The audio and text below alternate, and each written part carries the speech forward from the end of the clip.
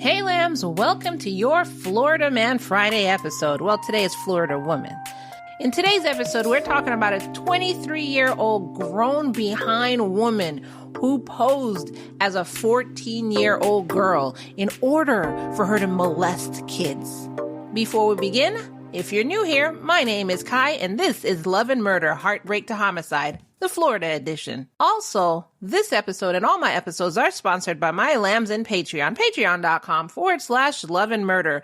My Patreon lambs is what helps Love and Murder continue thriving and going forward. I want to thank you so much for your support. And if you want to be a supporter of Love and Murder and get extras, such as case extras, bonuses, and everything like that, just join patreon.com/love and murder. Now let's get into this Florida Man Friday. Alyssa Ann Zinger, who was 22 when all this investigation started, was first arrested in November of 2023 for allegedly engaging in at least 30 sexual acts with at least one student, and also sending explicit videos and pictures and everything like that to other children. So it all started when Alyssa decided to make a fake persona online, pretending to be a 14-year-old girl.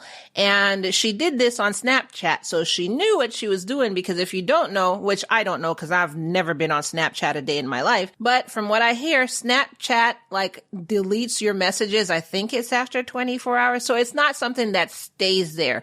I think you have an option to let it stay. I don't know. I'm not really familiar with the program, but Snapchat deletes your messages. So she decided that she was going to do this on Snapchat, and she made a persona saying she was 14 years old, and she started communicating with children on that social media platform. In May of 2023, she initiated, allegedly, a sexual relationship with one of the boys on there, and they lasted between May of 2023 to September of 2023. This boy was between the ages of 12 to 15. So they're not telling exactly the age. They just say 12 to 15. And he told police that the two of them had sex multiple times, and then that Alyssa had sent him explicit videos and explicit photos. Quote, "It is disturbing and unsettling to see an adult take advantage of a child and prey on them. Anyone who may have been a victim of Ziegler's, we encourage you to come forward. The Tampa Police Department will support you and ensure a predator like Zinger does not cause you or others additional harm." And this is a quote by the Tampa Police Chief Lee Burkaw.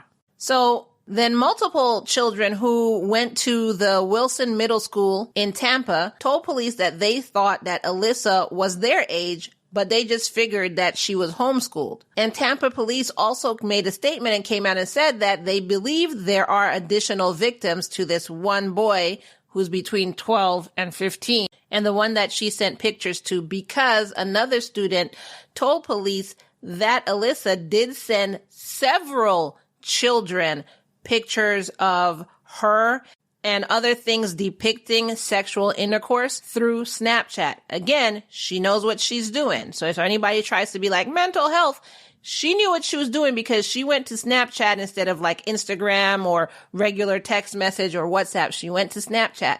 I don't want to hear the defense of mental health. Even though she has a screw loose, I don't want to hear the defense of mental health, because she knew exactly what she was doing. The children also told police that Alyssa did admit to one of the children that she had had sexual activity with a bunch of other children, minors. And even one day in July, she was caught with one of the children. They were caught shoplifting at Nordstrom, because, she's not a grown woman who has a job or anything like that and should be, living life. She's sitting here shoplifting with children.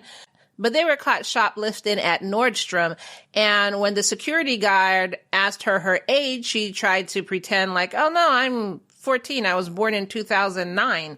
And he was like, yeah, ma'am, you look young, but you don't look that young.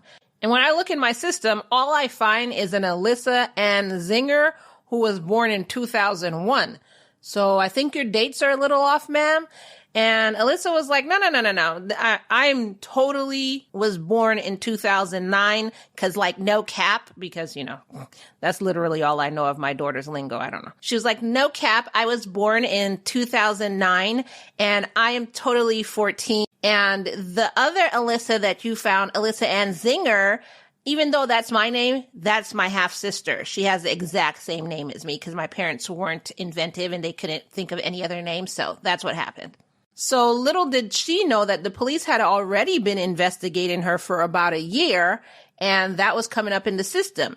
So this officer said, yeah, okay, so you were born in 2009. All right, so give me your ID then. You should have a school ID. You're, quote, 14, so you don't have a driver's license, but you don't, give me your school ID then. And she was like, well, I don't have one. He said, oh, really? Well, I have one. I have your government ID right here.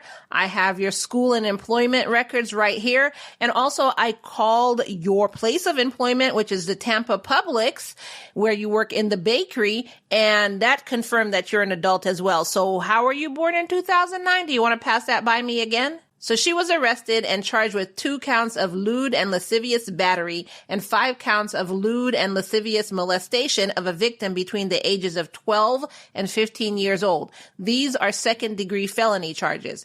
She pled not guilty to the charges and was released from jail on the day of her arrest after posting the $7,500 bond for each of her charges. Who do you think helped her out with that? Because I don't think she has a full-time job, being that she has time to run around with these children and do children stuff. So I just have a sick feeling in my gut that her parents bailed her out. Let's continue. After she was bailed out, she allegedly went to live with her parents. And when the Tampa police asked for a phone number to be able to keep track of Alyssa, her parents gave them a wrong phone number. This made police go back to her house because we're not just letting you run free, ma'am. We may have let you go, which I don't agree with, but whatever, it's the law. We may have let you go, but we're not about to let you run free, ma'am. So they found out this number was fake and they went back to her mom's house and was like, okay, what's going on with your phone? We called this number and nobody's picking up. It's saying it's disconnected or whatever. And she said, oh, that's right. I lost my phone. Yeah. Don't you have a home phone, your mom's phone, your dad's phone, brother, sister, friend, something? I need a phone number right now. So they got a number to be able to reach her. And unfortunately, 3 months after this, another victim came forward telling police about Alyssa's alleged crimes. Then on April 4th, 2024, she was arrested again and charged with additional sex crime with minors after 4 more victims came forward. So police tacked on 2 more counts of lewd and lascivious molestation to victims ages 12 to 15, 2 counts of lewd and lascivious battery, possession of child pornography, in-state transmission of child pornography by electronic device, and sexual cyber harassment. And after that, cops signed that, dotted it, period, everything. He said, hopefully this will keep your butt in jail this time and you can't post bail and get out. I know the police were mad she got out before, but this time they threw everything under the sun at her in hopes that she would stay her butt in prison. Detective Amanda Baranowski of the Tampa Police Department Special Victims Unit, SVU, Olivia Benson out here, submitted an affidavit back in November 2023 that alleged that she had started investigating the case in October after multiple minors told police that Alyssa had sent them videos of an underage boy allegedly engaging in, quote, sexual intercourse with an underage girl. The children who had gotten the video told police that Alyssa had sent them this video from her Snapchat account and that they, quote, believed Zinger to be near their age and was homeschooled. Police then went and found the victim who was in the video, and this victim said that he also believed that Alyssa had been 14 years old, but he hadn't seen her in school, so he just automatically thought maybe she was homeschooled.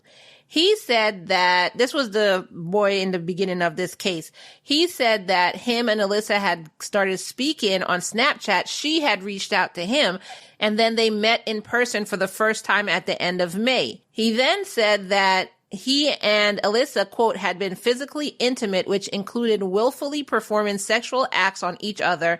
And then the affidavit continues to say that he, quote, corroborated this information by showing several photographs and video. The victim also told police that after he and Alyssa stopped having a sexual relationship, he moved on with his life and started having a sexual relationship with a minor female. And this was, quote, a willful sexual act. And this happened in early October. And this female, this girl that he had sex with, had a recording on her phone of what are children doing nowadays? You're like between 12 and 15 and you're having sex, number one, and recording sex videos? I'm sorry. I just couldn't let that pass. Like, okay, wow. I don't know. Maybe it's just me. Maybe I'm old. I don't know. Wow.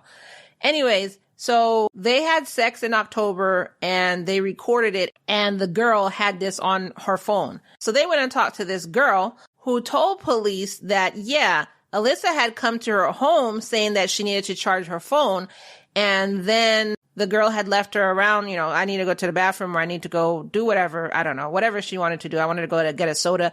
And so she left Alyssa alone with her phone. But when she came back, she saw Alyssa allegedly using her phone to film that video. So she hit play on the girl's phone and then recorded that on her phone. And this was the video that she sent out on Snapchat. So not only did she engage in sex with the minors, but then the minors had their own video. And I guess, I don't know, what is she, 5? She was like, this is my man and I'm going to now destroy you. So she recorded this video of 2 children having sex and then spread it around on social media to destroy the girl and the guy. Like, the screw is getting more and more and more loose.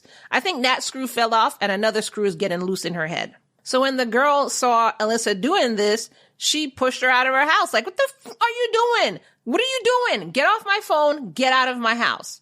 And then, so fast forward. So now this is Monday, April 8th, 2024. They're in trial. I think it's just like a preliminary hearing where the SVU detective, Amanda, took the stand to testify. And she said, just like the first alleged victim who had proof by video and photos to show that he did have sex with Alyssa, 4 other minors also alleged that they had sex with Alyssa and had proof to back it up. I mean, I guess we're saying alleged just for legal purposes now, because if they had proof, I mean, it's not really alleged, is it? But hey, you ain't gonna sue me, so allegedly. Detective Amanda said that one of the minors had met Alyssa through TikTok and then started talking to her on Snapchat before they decided to meet in person and engage in sexual contact. Another victim said that he went to a movie with Alyssa and then the 2 of them had a sexual relationship, sexual contact after at an apartment. What we know is that you have been involved with these boys. You have been the adult. You have been preying on them. You have been taking advantage of them. You have been abusing them.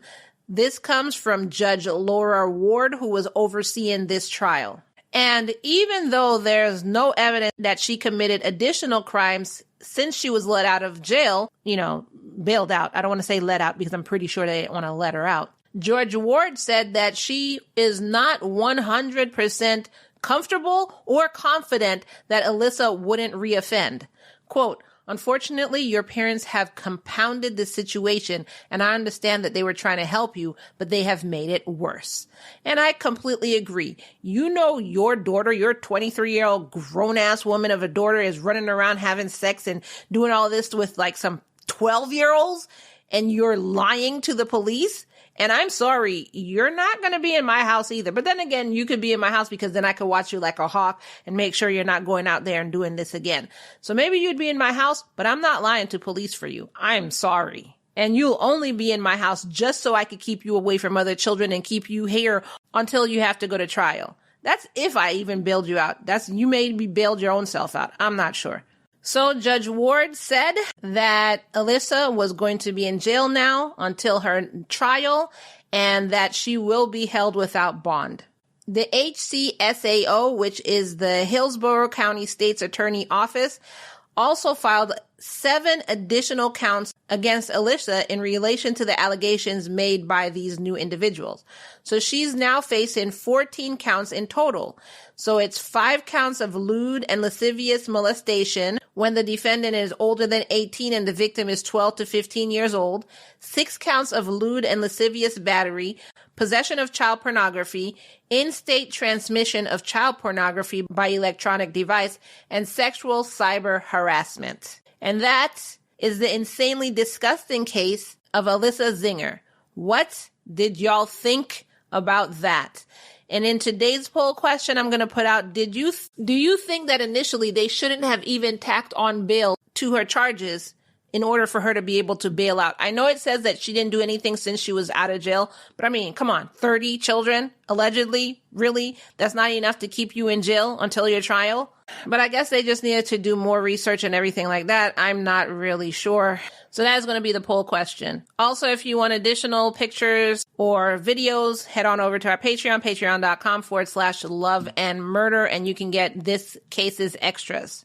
And that is all I have for you for this Florida man / Florida woman Friday.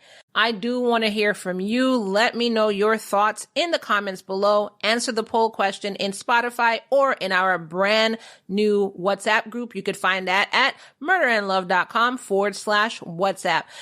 I look forward to seeing you in the chats, and I will see you in the next episode. Bye.